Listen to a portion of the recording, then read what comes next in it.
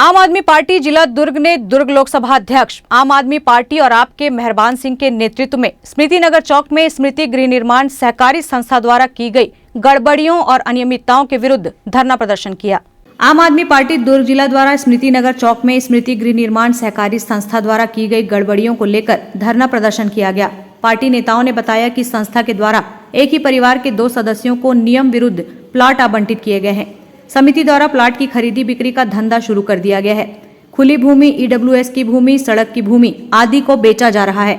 संस्था के ऊपर इस्पात क्रेडिट कोऑपरेटिव सोसाइटी का 35 करोड़ का कर्ज है। मेहरबान सिंह ने बताया कि नियमानुसार एक परिवार के सदस्यों को अलग अलग प्लाट नहीं मिल सकता, लेकिन समिति द्वारा दिया जा रहा है। नगर निगम, भाजपा और कांग्रेस सब मिले जुले हैं। ईडब्ल्यूएस की भूमि को बेच दिया गया है। धरना प्रदर्शन की जानकारी मेहरबान सिंह ने दी। आम आदमी पार्टी के द्वारा आज स्मृति नगर गृह निर्माण समिति के विरुद्ध, उनकी गड़बड़ियों के विरुद्ध स्मृति नगर चौक पर धरना दिया जा रहा है। आम आदमी पार्टी को ये क्यों करना पड़ा, मैं आपको इसकी विस्तृत जानकारी देता हूँ।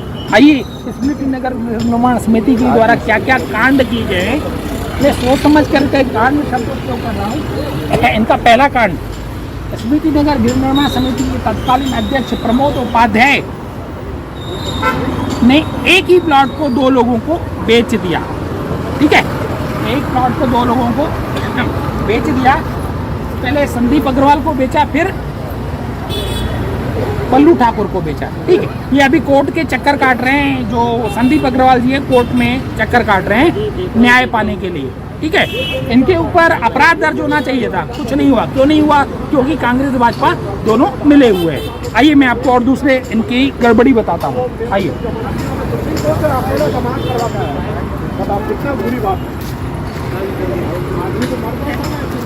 सहकारिता का नियम है कि परिवार के एक सदस्य को एक ही प्लॉट मिलेगा।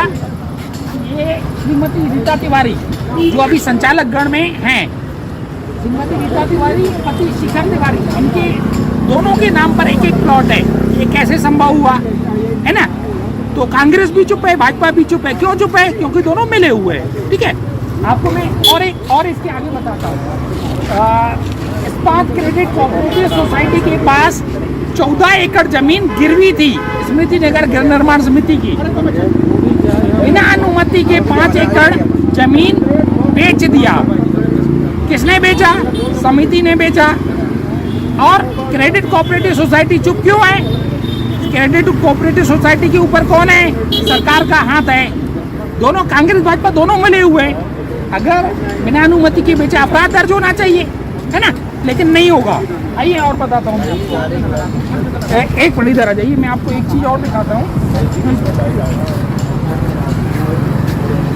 ये ईडब्ल्यूएस की जमीन, खुली जमीन, खुली भूमि और सड़क भूमि, ये बिक चुकी है। अब ईडब्ल्यूएस की जमीन क्या है? इकोनॉमिक वीकर सेक्शन, गरीबों के लिए जमीन सुरक्षित रखी जाती है, लेकिन ये जमीन बिक गई। जमीन को लेने का, जमीन के ऊपर अधिकार निगम का होता है। निगम में प्रथम महापौर कौन थी? स्मृति गृह निर्माण सहकारी समिति पर लगे आरोपों को लेकर समिति के अध्यक्ष राजीव चौबे ने कहा कि ईडब्ल्यूएस की जमीन बेचने से संबंधित जमीन का कोई भी दस्तावेज यदि उनके पास उपलब्ध हो तो उसे सार्वजनिक करें। यदि 1 इंच भी ईडब्ल्यूएस की जमीन बेची गई है तो निश्चित रूप से जमीन की रजिस्ट्री, पंजीयन, आवंटन संस्था में राशि जमा की गई होगी। यदि वह प्रमाण पत्र प्रस्तुत करते हैं तो मानूंगा कि उनके आरोपों में आधार है। मैंने तो समाचार पत्र में पढ़ा है और कुछ एक न्यूज़ चैनल्स की मैं उनकी बाइट देखी है, उसके अनुसार मैं बताना चाहूँगा कि मेहरबान सिंह जी आदतन शिकायती हैं और आंदोलनजीवी नेता हैं। तथ्यों और जानकारी के अभाव में या तथ्यों और जानकारी को छुपाते हुए जानबूझकर गलत जानकारी देना और सस्ती लोकप्रियता हासिल करना इनका एकमात्र उद्देश्य है। सबसे बड़ी बात यह है कि जब किसी भी प्रकार इन आरोप मीडिया के सामने जब ये लेके जाते हैं और ये जब कहते हैं कि हमारे पास दस्तावेज मौजूद है, तो इनको वो दस्तावेज दिखाने चाहिए।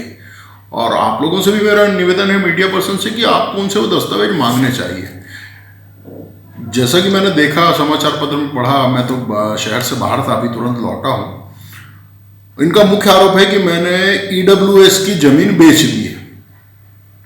मेरा कहना यह है कि टाउन एंड कंट्री प्लानिंग का जब लेआउट अनुमोदित होता है, अनुमोदन के समय लेआउट में ईडब्ल्यूएस की भूमि छोड़ने का प्रावधान है। ये नियम जब भी बना हो, उससे पूर्व संस्था द्वारा जो लेआउट अप्रूव हुए हैं तब तो वो भूमि छोड़ी ही नहीं गई थी 2 सेक्टरों में। सुंदरम सेक्टर का लेआउट 1993 में जब आया तब ये नियम आ चुका था ईडब्ल्यूएस के लिए भूमि छोड़ने का, तो वो भूमि छोड़ी गई है। लेकिन प्रश्न ये है कि इनका आरोप तो बड़ा स्पष्ट है कि मैंने ईडब्ल्यूएस की जमीन का विक्रय कर दिया है। यदि विक्रय संबंधित इनके पास कोई दस्तावेज है, 1 इंच जमीन भी ईडब्ल्यूएस की यदि बेची गई है तो निश्चित रूप से विक्रय के बाद उसकी रजिस्ट्री हुई होगी, पंजीयन हुआ होगा या अलॉटमेंट आवंटन हुआ होगा या उस पेटे संस्था में कोई राशि जमा की गई होगी। ऐसा कोई भी प्रमाण ये प्रस्तुत कर दें तब तो मानूंगा कि इनके आरोप में कोई आधार है। हवा में आरोप लगाना और वाहवाही बटोरने के लिए, सस्ती लोकप्रियता हासिल करने के लिए किसी एक को टारगेट करना या ब्लैकमेलिंग के उद्देश्य से करना, ये एक राष्ट्रीय पार्टी के प्रदेश पदाधिकारी को शोभा नहीं देता। इनको पहले तथ्यों की जानकारी लेना चाहिए। और इससे पूर्व भी इस संस्था के 3 सदस्यों के साथ एक बाहरी व्यक्ति द्वारा, चारों का नाम मैं बताना चाहूँगा आपको, डॉक्टर राकेश मिश्रा, और इसके अलावा संस्था के 3 भूतपूर्व सदस्य श्री जेसी मेश्राम, अरुण अग्रवाल और एससी सोनी द्वारा इस प्रकार के प्रेस कॉन्फ्रेंस में ईडब्ल्यूएस की जमीन को लेकर आरोप लगाए गए थे, जिनके विरुद्ध मैंने मानहानि का मुकदमा दायर किया, जो मुकदमा न्यायालय ने पंजीकृत किया। मुकदमा समिति अध्यक्ष राजू चौबे ने कहा कि स्मृति गृह निर्माण सहकारी संस्था छत्तीसगढ़ सहकारी सोसाइटी अधिनियम 1960 के तहत पंजीकृत संस्था है। पिछले 5 वर्षों से वह चुनाव जीत के आए हैं। यदि स्मृति नगर के लोगों का विश्वास नहीं होता तो उनका निर्वाचन कैसे होता। और अभी पिछले महीने ही उसमें जो है वो आरोप तय हो गए। आरोप तय होना एक बड़ी बात होती है। आरोप तय होने का मतलब ये है कि कुछ तो उसमें तथ्य हैं। तो जिस प्रकार आधारहीन खबरों को लेकर ये प्रकाशन करवाते हैं और किसी की चरित्र हत्या का प्रयास करते हैं, निश्चित रूप से निंदनीय और कोई सभ्य समाज इसको बर्दाश्त नहीं कर सकता। रही बात स्मृति गृह निर्माण सहकारी संस्था मर्यादित, ये छत्तीसगढ़ सहकारी सोसाइटी अधिनियम 1960 के अंतर्गत एक पंजीकृत संस्था है, जिसका पंजीयन उपपंजीयक क्या होता है और इसकी मॉनिटरिंग जो है उपपंजीयक और पंजीयक कार्यालय करता है। संस्था की हर वर्ष वार्षिक आम सभा होती है और 5 वर्षों में इसके चुनाव होते हैं। मैं इस संस्था का लगातार 4थी बार अध्यक्ष चुना गया हूँ। यदि यहाँ के सदस्यों का विश्वास नहीं होता या ऐसी बात होती है जैसा कोई गलत काम मैंने किया होता तो एक बार के बाद दोबारा मेरा निर्वाचित होना संभव नहीं था। ऐसे पढ़े लिखे बुद्धिजीवियों की कॉलोनी में, ऐसी सोसाइटी में जहाँ 1200 सदस्य हैं जो सारे पढ़े लिखे लोग हैं। निरंतर जनता का विश्वास मेरे ऊपर है। उसका कारण यही है कि इनके आरोप जो है वो निराधार है, तथ्यहीन है।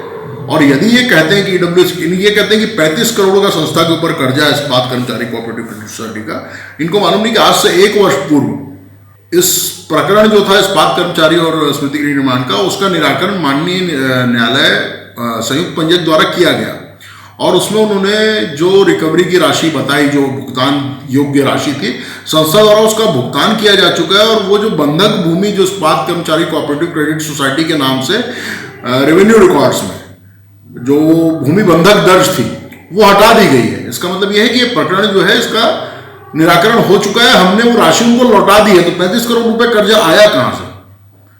तो और अगर 35 करोड़ नहीं 3500 करोड़ का कर्जा है तो ये हम सदस्यों का कर्जा है, 1200 सदस्यों का। इसके लिए मेहरबान सिंह क्यों चिंतित हो रहे हैं? वो तो इस संस्था के सदस्य भी नहीं है। 1200 सदस्यों को इस बात की चिंता नहीं है और मेहरबान सिंह चिंतित हो रहे हैं। इनका एकमात्र उद्देश्य राजनीति करना है और क्षुद्र राजनीति करके वाहवाही बटोरना और सस्ती लोकप्रियता हासिल करना है। मैं इनको चुनौती देता हूं कि 1 हफ्ते के अंदर वो प्रमाण प्रस्तुत करें ईडब्ल्यूएस की जमीन की विक्रय का और 35 करोड़ रुपए कर्ज का। और यदि वो ऐसा नहीं करते तो वो मुझसे क्षमा मांगे, और यदि वो क्षमा नहीं मांगते सार्वजनिक रूप से तो इनके विरुद्ध भी मैं मानहानि का मुकदमा दायर करूंगा। बहरहाल धरना प्रदर्शन में काफी संख्या में आम आदमी पार्टी के पदाधिकारी और कार्यकर्ता उपस्थित थे। ग्रैंड न्यूज के लिए भिलाई से संजय दुबे की रिपोर्ट।